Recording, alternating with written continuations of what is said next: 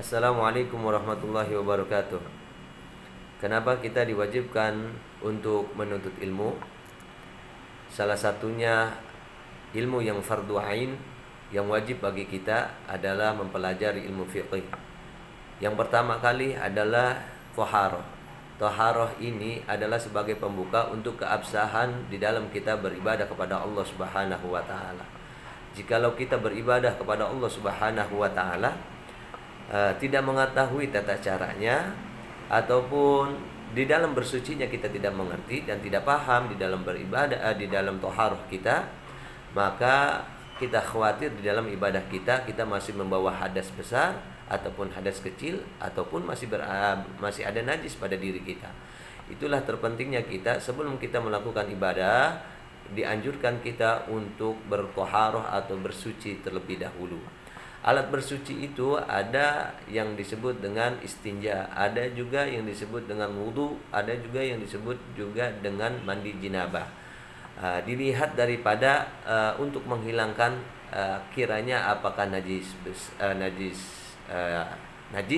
ataupun hadas kecil ataupun hadas besar.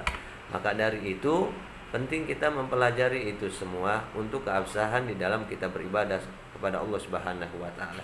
Jikalau kita beribadah kepada Allah Subhanahu wa taala tidak mengetahui tata cara thaharah yang baik, yang benar, yang sesuai dengan tuntunan yang diajarkan oleh Rasulullah sallallahu alaihi wasallam, maka jangan pernah mengatakan bahwa ibadah kita sah kalau kita belum mengetahui bagaimana tata cara istinja yang baik, bagaimana tata cara wudu yang benar, bagaimana menghilangkan hadas besar dengan cara mandi besar.